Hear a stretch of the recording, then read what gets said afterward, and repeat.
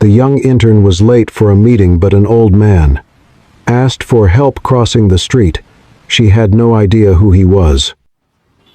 The freezing winter wind howled through the towering glass canyons of Manhattan.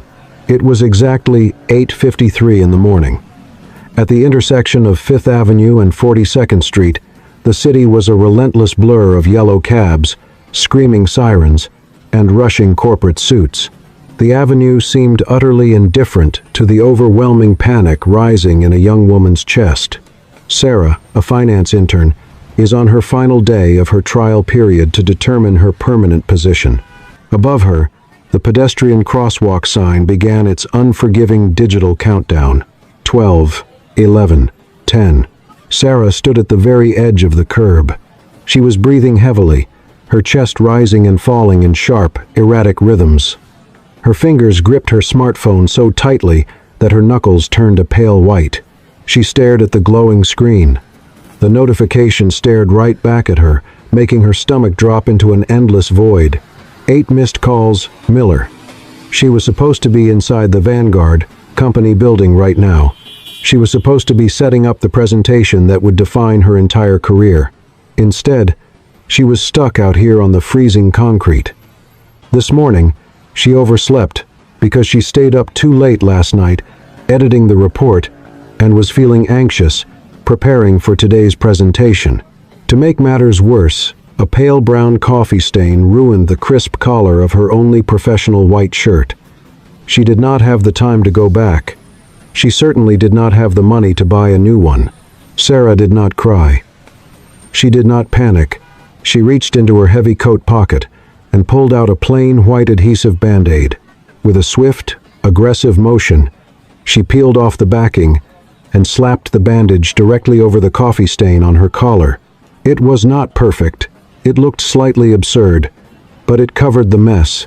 It made her look like she was in control. She was a survivor. You had to be if you wanted to make it in this city. The crosswalk timer hit 8 seconds. Sarah shifted her weight to her toes, ready to sprint the moment the traffic cleared. Suddenly, a freezing, trembling hand clamped down on her wrist. Sarah gasped and spun around. Standing right beside her was an old man. He looked to be well over 70 years old.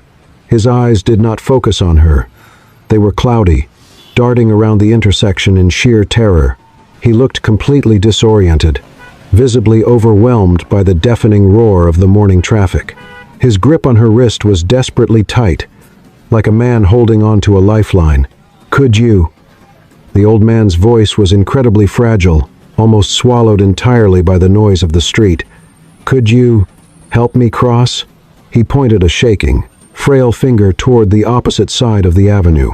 "I just wanted to go over there, to buy flowers for my wife."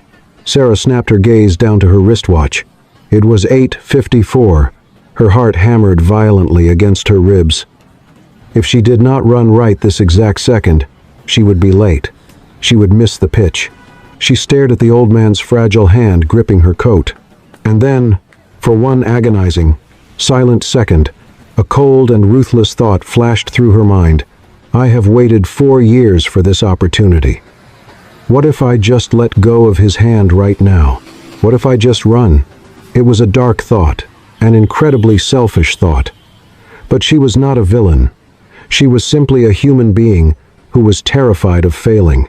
Her family back home was drowning in debt. The rent for her tiny apartment was 3 weeks past due. If Vanguard company did not hire her today, she was finished. She would have to pack her bags, leave New York, and admit total defeat. This was not just a good opportunity. This was her only way out. The digital timer above them ticked down relentlessly. 5, 4, 3. No one would judge her if she ran. No one would even notice. Sarah stared into the old man's cloudy, desperate eyes. She closed her eyes for a fraction of a second and ground her teeth together. The survival instinct begged her to leave. Her conscience, however, anchored her feet to the pavement. "Okay." Sarah finally spoke. Her voice was tense, strained, and laced with rising panic. "Okay, but we need to move. Now." She did not let go. Instead, she adjusted her grip, wrapping her hand firmly and protectively around the old man's arm. Sarah stepped off the curb and descended into the chaotic street. She knew exactly what she was doing. As the cold wind hit her face, she knew with absolute certainty that she had just made the most important morning of her life infinitely harder.